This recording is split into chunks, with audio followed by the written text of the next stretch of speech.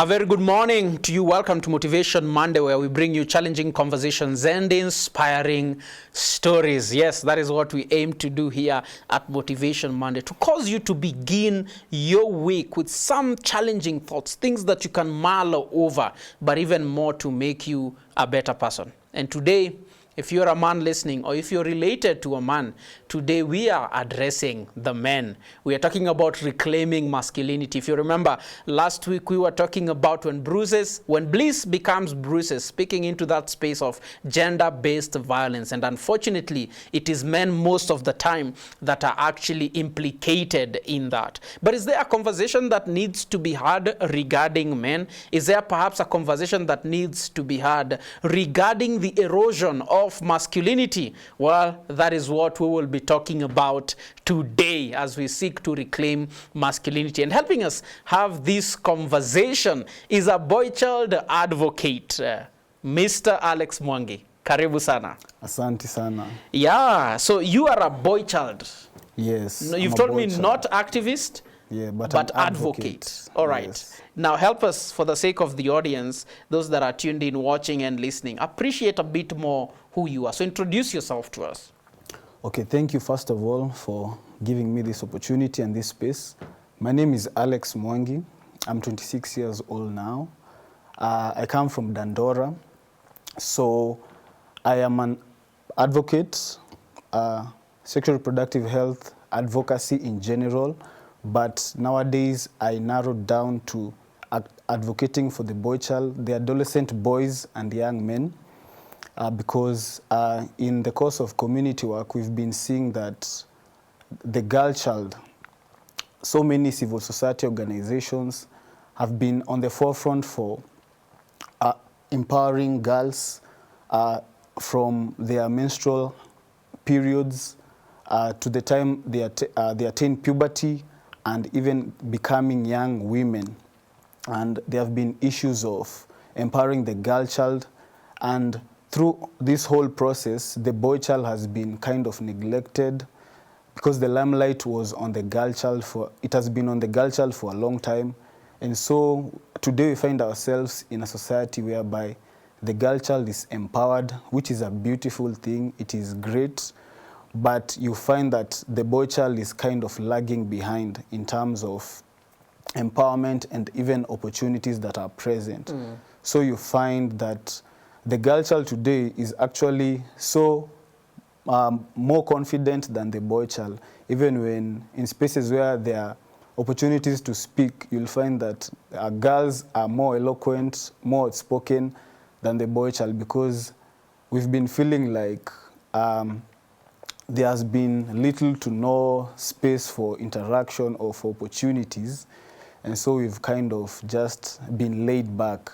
But it's a good time and a good opportunity to have conversations on reclaiming masculinity. This is the time that the limelight is kind of being directed and refocused back to us so that we can get the balance, because kumekuanga na conversation ya gender equality and addressing gender inequalities, but that can't happen if the boy child also doesn't have the space on the decision-making tables. Yeah. So it will be a good conversation and a good time to talk about also engaging the male involvement in all conversation and all spaces, because tukiangalia matters of femicide, they're being caused, of course, by men who feel rejected, because as we've been saying, that girls have been empowered, but no one has been talking or focusing on boys to tell them, for example, when you go approach a girl and they say no to you, how do you take it? So we don't know how to deal with that rejection, so we just get violent, because that is our nature, because we want to show that we are still strong. So unapata in that course, you've either injured a girl or that lady, or sometimes they kill them. So, and then you end up in jail. So you see your life is affected as a whole in general. And so it's like vicious cycle of, you know, being backward for Yeah. the male. Yeah. But this is a good space and a good time now Yeah, to have that conversation. to have that conversation. Yeah, that's interesting, because just last week, you know, there had been a campaign. I think it's 16 days of activism against gender-based violence. Yes. And whereas there are some men who suffer gender-based violence, but to be honest, it is majorly women who suffer that. Yes. And this is a good conversation, because on this other side, we are saying, could it be that part of why, you know, some men resort to violence and resort to issues like femicide, could it be, you know, the disempowerment of men then that has led them to feel, then the only thing that I'm left is with physical strength. And so I will sort of, you know, take upon my place by showing that I am stronger. And in this case, the only strength then that is left for the man is, you know, physical strength, so to speak. But what I'm wondering is, even as we talk about this space, because the challenge with this gendered conversation is it can always seem like an attack on the other side. So as a matter of laying the groundwork, are we blaming the women? Are we saying that the girls should now stop being empowered? What are we saying and what are we not saying? You know, so that this conversation can move forward, so that somebody is not stumbled at the very beginning. Yeah. Okay, so what you're trying to say right now is that, hey NGOs, hey companies, we see the good work that you're doing with the girls, but here we are as the boy children. From school, no one talks to us, no one mentors us, no one takes time to walk a journey with us through our puberty period, our adolescent period, because, you know, organizations that are in communities that support girls, they start with girls from primary school. So you find that they have sessions like menstrual hygiene, lessons or sessions. They talk about sex, they talk about pregnancies, they talk about reproductive health, and they talk about the ways of maneuvering that. Because you find that nowadays we have most young people, they are sexually active, truth be told. Yeah. And you find that there has been cases of so many unintended pregnancies and a lot of increasing new HIV infections among teenagers, that is 15 to 19 years. And those are young people in the community we have today. Recently, last Sunday, we had the World AIDS Day. It was held in Nyayo Stadium. There was a marathon and the theme this year actually was focusing on the health of boys and men. And I was so happy because finally we have started seeing the essence of also involving the male, you know, the boys and the young men in the conversation.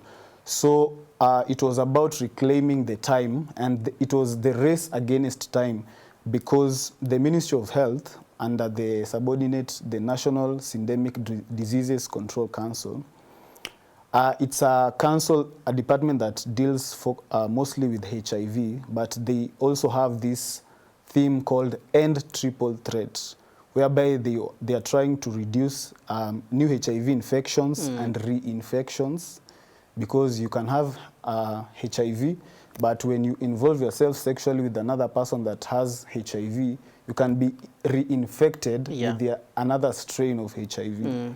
And also ending unintended pregnancies. Unintended meaning you are just sexually active, maybe you're young, you're not even intending to get pregnant or be a parent, but it happened because probably you didn't have information on contraception, but that is a whole other conversation. And also ending SGBV, that is sexual and gender-based violence. So the NSDCC is focusing on ending the triple threat among young people. Yeah. So that marathon happened and it was a successful event. So basically our call right now, even through that event, because this year's theme was focusing on the adolescent boys and young men, is saying that, hey, look, you've been doing a great work with the girls and they're empowered. We are not disputing that. Don't stop empowering the girls, shall continue, but also like program the boy also, involve the boy. Let's form programs that can empower the boy child right now. let also the boy child be taken as early as from their puberty and their adolescent period. Because you also need sessions on manhood, because even the body of the boy also changes. You start realizing you have beards, your voice is breaking, you start having sexual affections toward the opposite gender. So how do you maneuver that? How do you deal with that?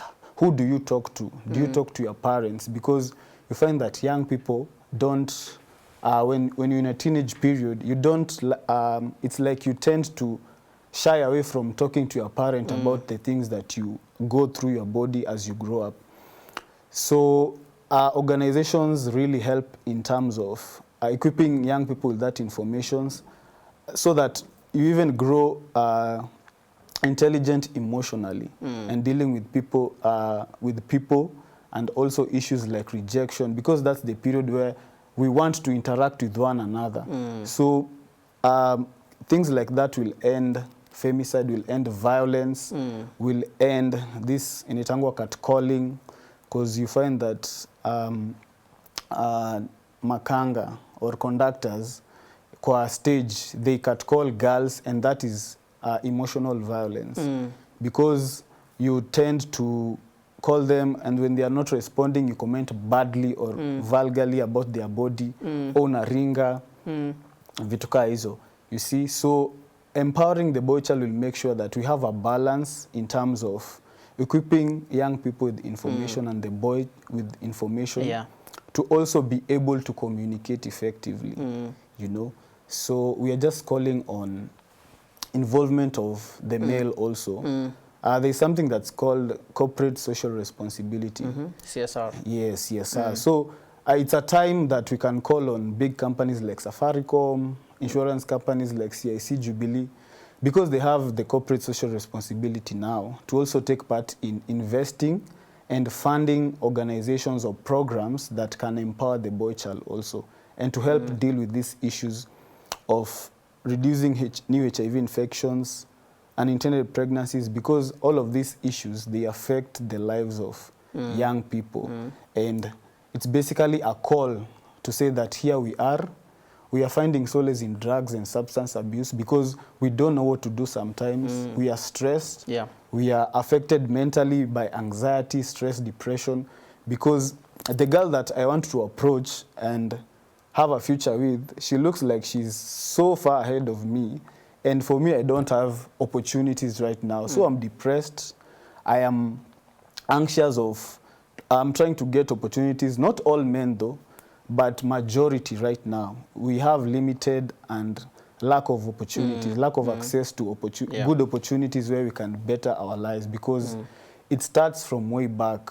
And when we are empowered from a young age, we'll be in a position to even go harder, go search for greener pastures, because we are empowered to know that we want a good life also for ourselves and a quality life, you know. Yes. But can we excuse the place of the home? Because you've mentioned quite a bit about, you know, like the NGOs and what the government is doing and what, you know, the NGO space and companies can do. But these boys are also coming from homes. Yes. And so maybe in just a moment, because I want us to listen to a song break, just mention then. But where is the place of the kind of homes that we are growing up in, even in contributing to the kind of men that we are eventually becoming? Yes, so we've been having a challenge of broken homes in this age, because you find that there are a lot of issues from, you can call them generational patterns, because you find that there has been conflicts throughout our families. And even the life that we have today is an urban life whereby small disagreements, couples separate. So you find that most people are growing up with either a single parent, a single mother, or a single father. But majorly a single mother. Majorly a single mother, yes. And the single mother is left alone. So most of the time they are busy searching for or fending for food, fending for the money that is needed. So you find that these young men and young boys, they don't have a father figure to talk to, or even the mother to spend time and talk about issues that they are going through. So you find that where they can find solace ni huko kwa base, huko mtaani. And that is whereby you start having issues of peer influence, because you don't know, you might find yourself in a group, for example, in Dandora. People know Dandora because of crime, because of drugs, you know. So it's higher possibilities that where you'll go find a group of people that you can hang around and talk to are people that use drugs, people that are thinking about crime. Yeah. Kitu tu yenye wanaweza fikiria maybe ni getting a motorcycle, and most of them they use it for theft also, you see. So you find yourself, it's like a dangerous situation to be in, because the people that you go to find mentorship, they are also not... They're not helping. Yeah, they're not helping. Yeah. So you find yourself in that lifestyle. Sooner or later, you've become a thug. You're engaging in drugs and substance abuse. So nowadays, we don't have the presence of the parents. And in this other side, where we have good families, good backgrounds, they give presence, but you can't feel their presence, you see. They're also busy searching, they're traveling, so they give you money, but they are not there. So, okay. Yeah. So I hear that, and maybe I would want us to dig a bit deeper into that conversation, because I think the saddest thing would be, especially as men, to point a finger elsewhere when perhaps the problem could be with us, because for fathers that have neglected their duty, when you're having this conversation about reclaiming masculinity, part of masculinity is taking responsibility, and perhaps, you know, it ought to begin there. Welcome back. This is Motivation Monday, where we bring you challenging conversations and inspiring stories. And today we have quite a challenging conversation on reclaiming masculinity. We are speaking to the men. We are speaking to those that have relatives who are men. We are speaking to those who have children that are boys. We are speaking to those who are married to men, those who have siblings that are men. We are speaking to all of us on how we can reclaim masculinity. My name is Elijah Mokaya, and our guest for today is Alex Mwangi, who is a boy-child advocate. And so let's get back to this conversation. Welcome back. Thank you. Now, just before we listen to that song, I'd mentioned something about, is there a space for us as men also to look inward? Because part of the contribution also to the erosion of masculinity has been at the home front. So, for example, when we talked about the issue of, broken home, broken families, you find most families, we have, a number of single fathers that is arising, but a majority of the times it is single mothers. And so in a space where a single mother is raising both boys and girls, the girls have an older lady to emulate, but the boy has now one to emulate, and the mother can't be a father, can't teach the boy how to be a man. And so is it not a high time as well, even for the men that are listening out there that have absconded their responsibility, is it a high time also that we start also taking our responsibilities seriously? Yes, true. And it's a shame, and it's unfortunate that has to happen, because the issues of life, conflicts, disagreements. We never plan that families can break or divorce happens. But now it happens, and we find ourselves in those situations. But indeed, the men also, it's time that we start thinking of how we can ensure that we are present to mentor the young boys around, because I keep hearing that Kitambo, there was the element of community, that even a mzee that is your neighbor can find you on the road, can talk to you, they can discipline you and they see you misbehaving. But nowadays is shika mtoto wangu uone. But I think men, we have a collective responsibility now to make sure that we have each other's back, to be our brother's keeper, literally. So that we make sure that we have the generation that is coming up, they have good and positive father figures to emulate, you know.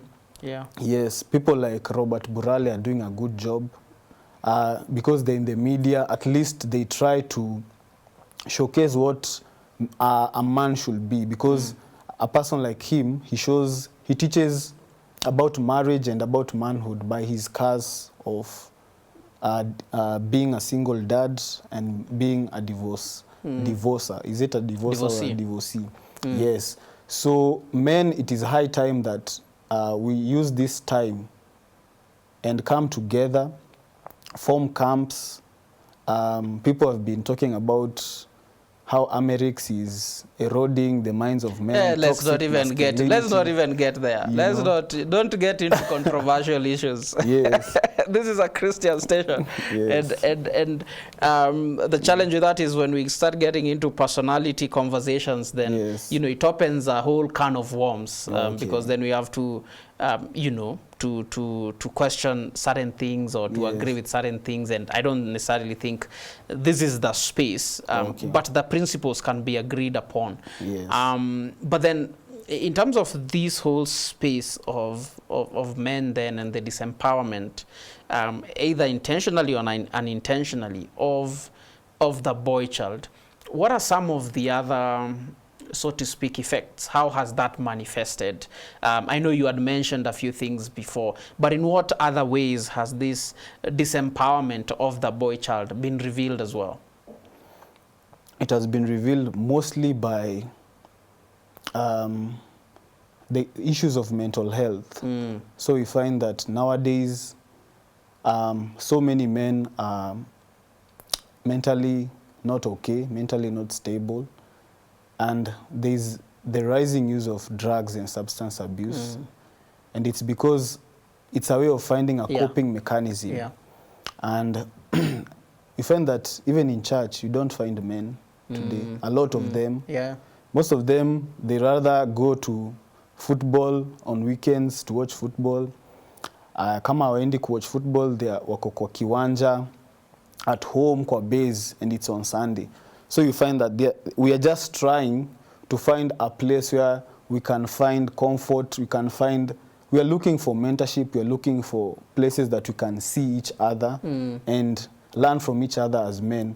But unfortunately, it's the wrong places because you find that Christ is the perfect example of being a man and leading as a man. So we find that I know religion is a big issue to talk about, but you find that nowadays the society is kind of broken because a lot of people, because of coming from broken homes, you find someone can question, why should I believe in God? And my family is broken. I feel like I'm so hurt. You know, I was raised by a single mom. I saw her struggling.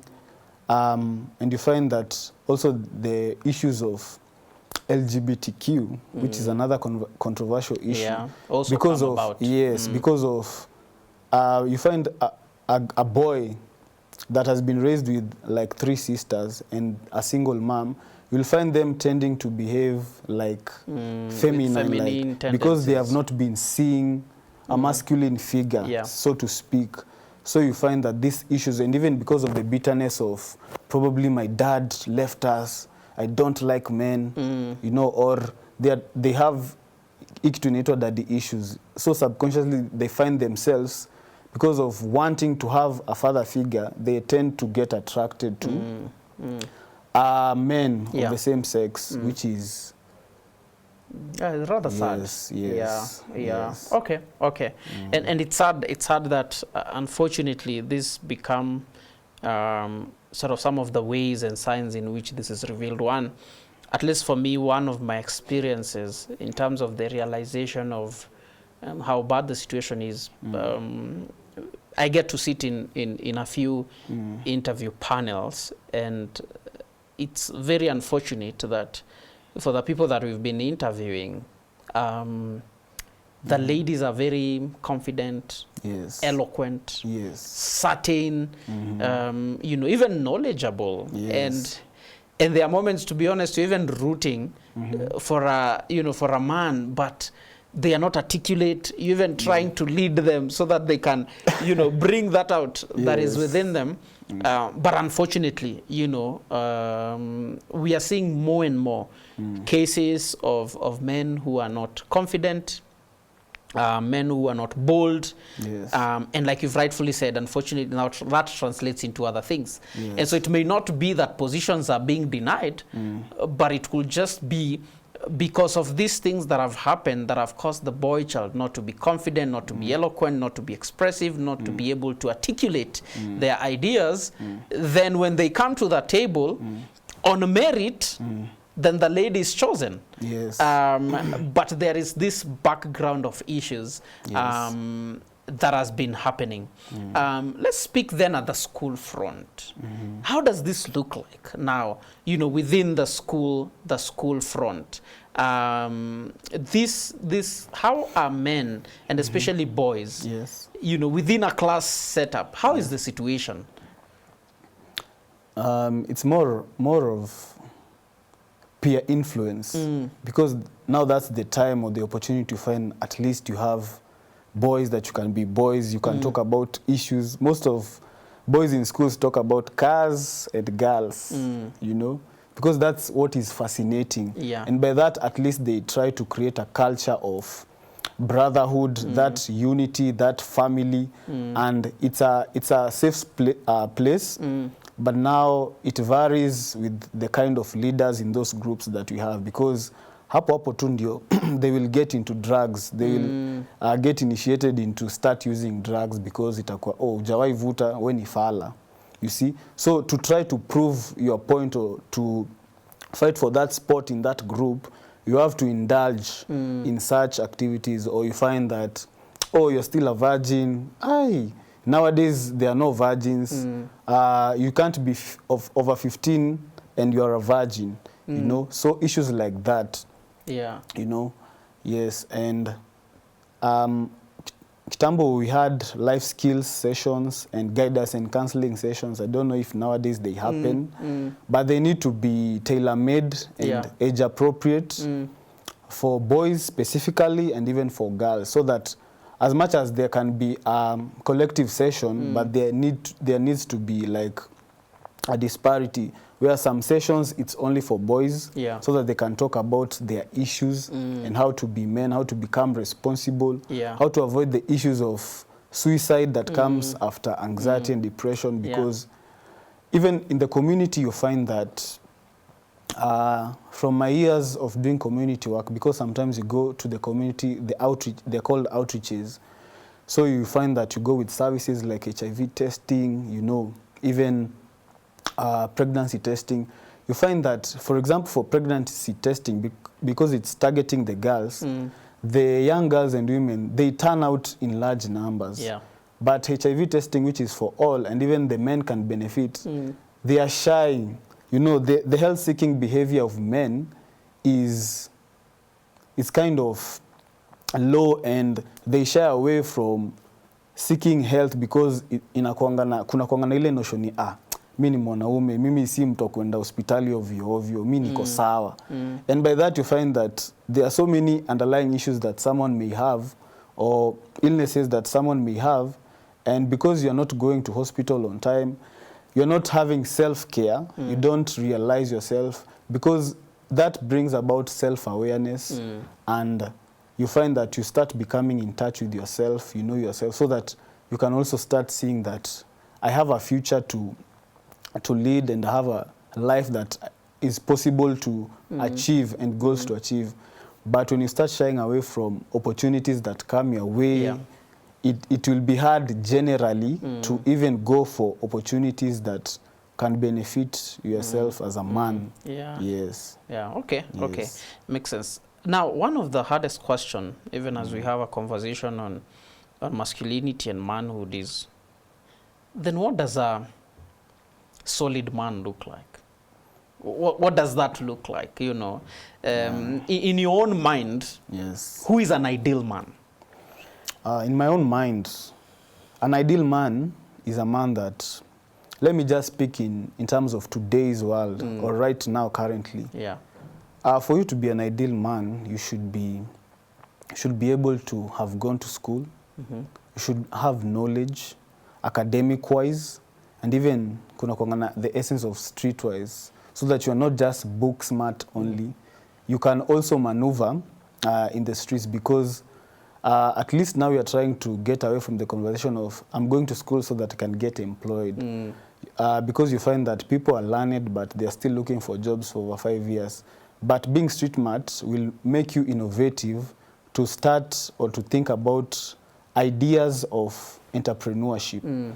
So an ideal man is a man that is knowledgeable in that sense, that is emotionally intelligent, can have conversations without necessarily being violent or being defensive. You know, a man that is a safe space, that when people come and conversate with you, they feel safe.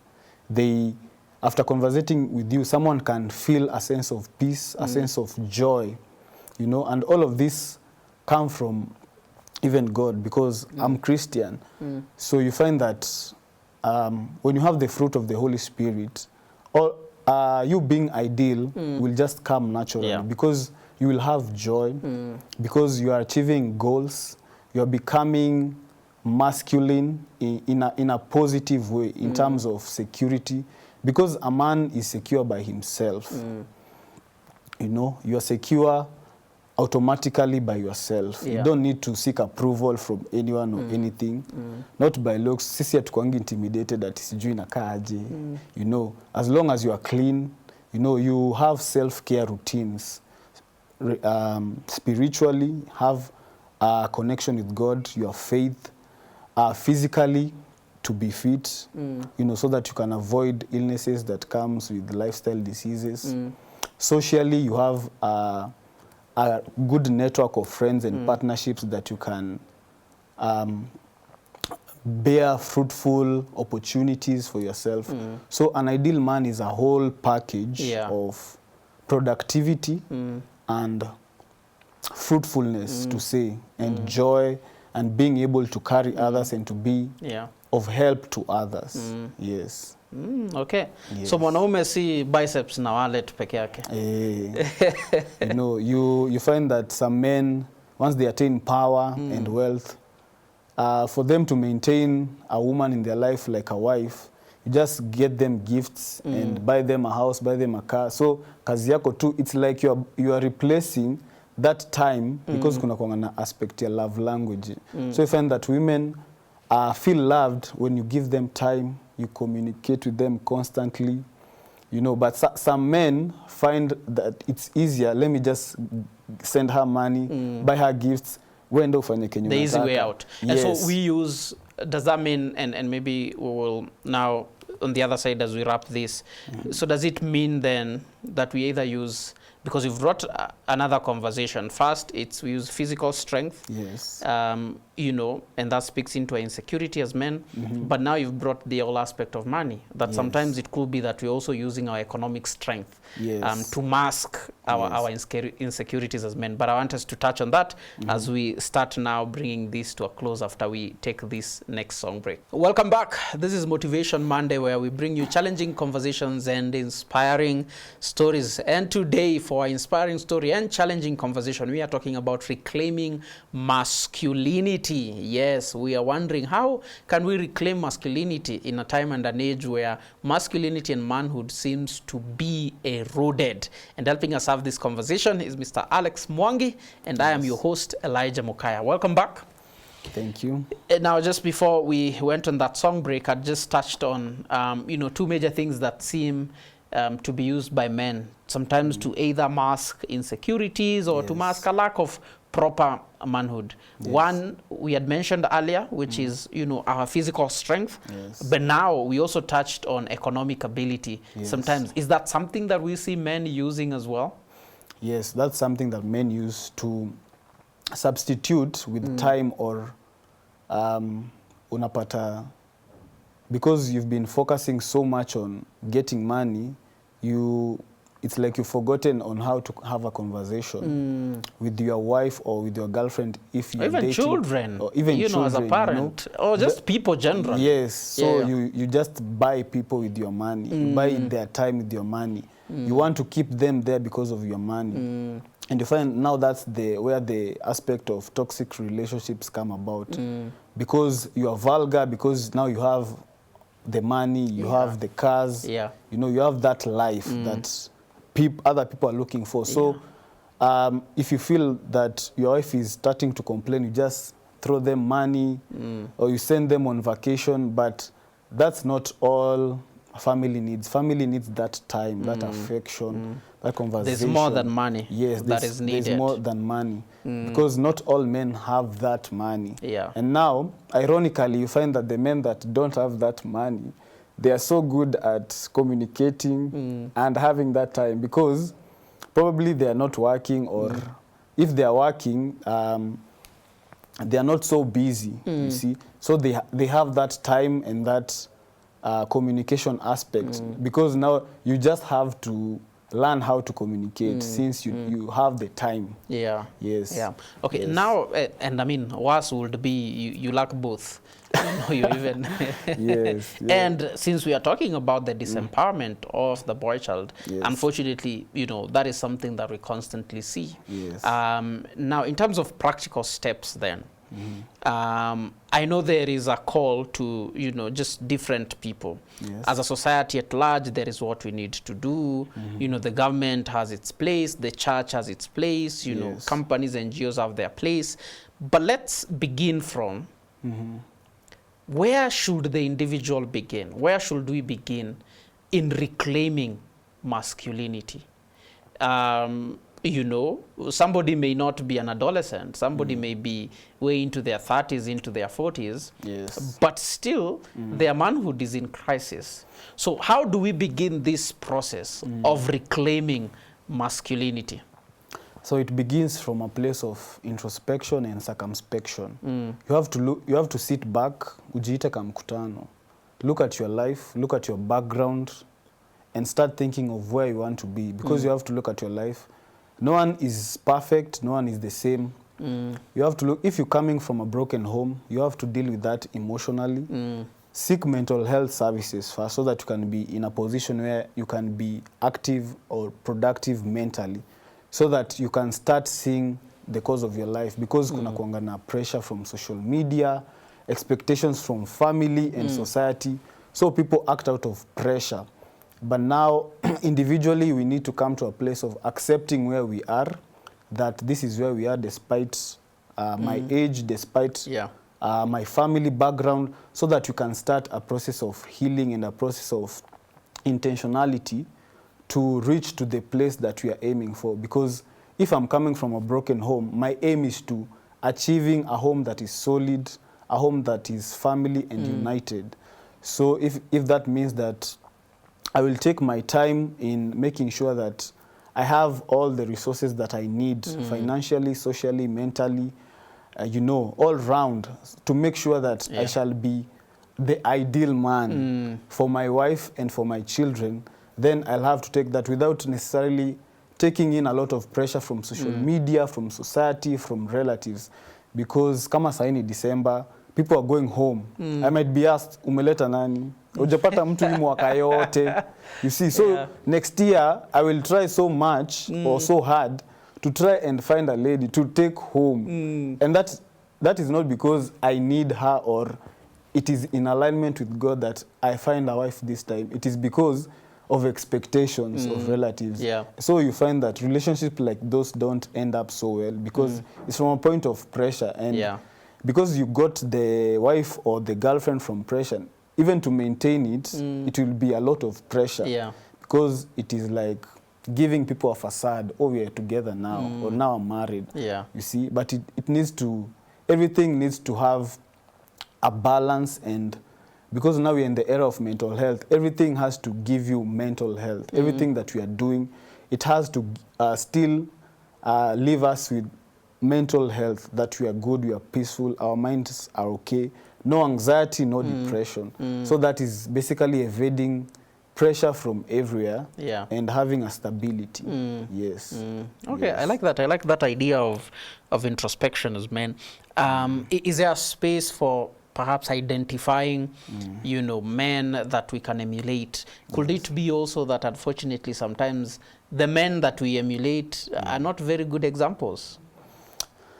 Okay, I feel like people nowadays are so opinionated. So you find that people like those personalities that we were mentioning, no one can fully, like, how can I put it?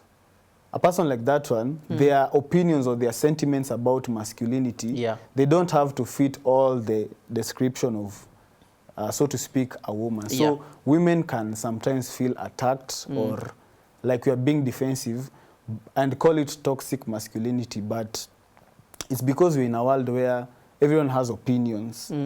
And the few men that are coming up, it's time that we appreciate them first, because kitambo there was no personality figures or media figures that were coming up in the open, sharing their scars, sharing their stories. But nowadays we see writers like, can I mention a name? Just for the sake You of see the writers show, yeah. that are so outspoken on Yeah. the matter of masculinity.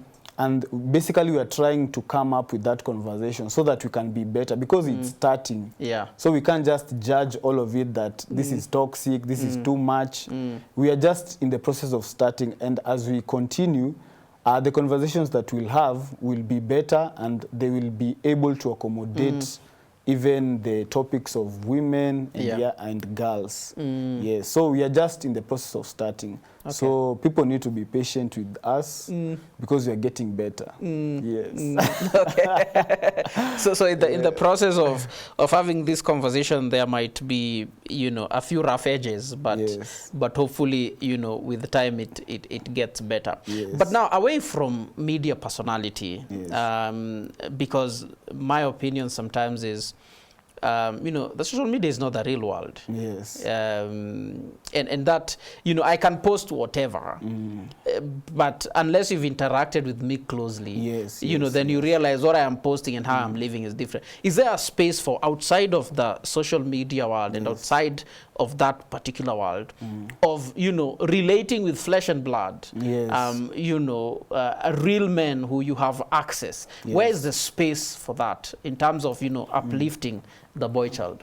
Yes. So number one, the church has a very good opportunity for that, especially like people like Pastor Mokaya now.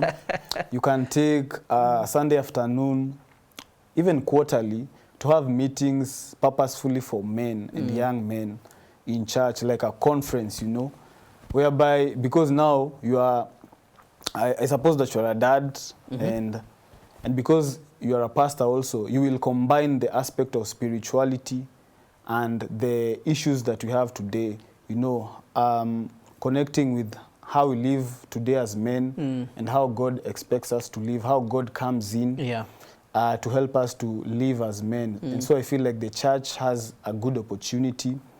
Even the non-governmental organizations, we have facilitators that teach young people, and so those are figures that you can get in touch physically, whereby you can start having conversations on empowering men. Yeah. But the church has the biggest opportunity, and I feel like the male pastors and the bishops and the generals, they have a good opportunity because they have the stature, they have the capacity, they have the posture, because men of God speak with so much authority, and as men we tend to get attracted to that kind of authority because we are born to be authoritative and have dominion because God commanded it. So when we see someone that looks like they have so much authority, we tend to get attracted to them because it is fascinating. You know,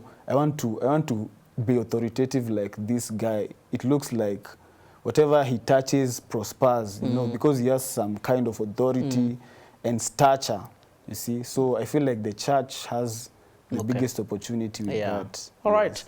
Now, as we now gear towards a conclusion of our conversation today, what will be your closing thoughts on this whole idea of reclaiming masculinity? Of course, we must admit this is not something that we can settle in one conversation, but it's a good start, you know, to jog our minds.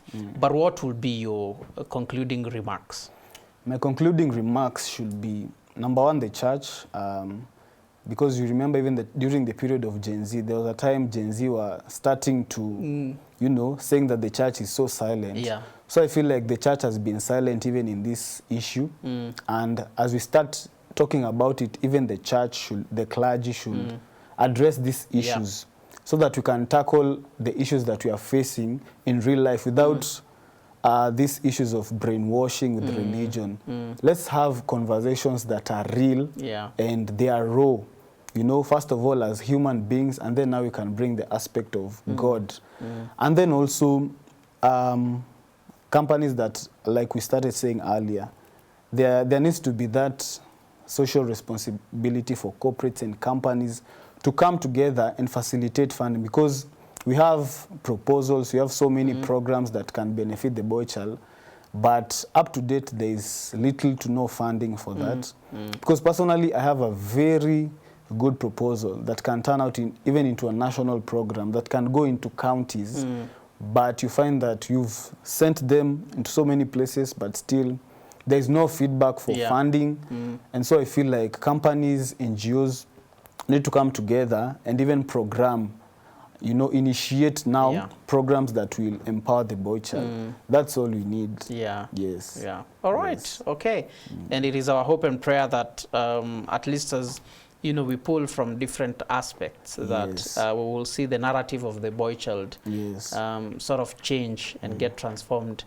That the girl child will continue to rise and be empowered, but the boy child will also be rising together with that girl child. So thank you so much, Mr. Alex. It is my hope and prayer that this conversation at least is useful to someone out there, to a boy or a man out there, that they will start rethinking their manhood and start reclaiming their masculinity, but also to the rest of us that we consider this space, that we do not neglect the boy child for so long until we have a society that is completely broken. So thank you so much, and may you find much fruit in the work that you continue to do in advocacy for the boy child. Asante sana. Asante, thank you. Well, we have come to the end of our conversation. We have been talking about reclaiming masculinity today, agreeing that there is a gap as far as the empowerment of the boy child is concerned. And so in what ways can we reclaim masculinity so that the other side of masculinity that we see, you know, the one that leads to issues of femicide and issues of abuse and all that, is not something that we will see, but that we will see men and boys that rise up and become the kind of men that God desires for men to be. One of the definitions of manhood that I like is that being a man is gladly taking upon yourself sacrificial responsibility, the glad assumption of sacrificial responsibility. And it is our hope and prayer that we will rise to actually being those kinds of men. And so reclaim your masculinity today and help a man reclaim their masculinity. This is goodbye from us, and we do pray and hope that this conversation is a kickstarter for you. But before I go, a reminder that we continue to do this by virtue of men and women like yourself who come alongside us. And so this is an invitation that you consider donating to the work that we do here by using paybill number 316 and for account just write your phone number. Thank you very much for your time. This is goodbye from us. Would you go ahead and reclaim your masculinity, or go ahead and help a man to reclaim their masculinity? Goodbye.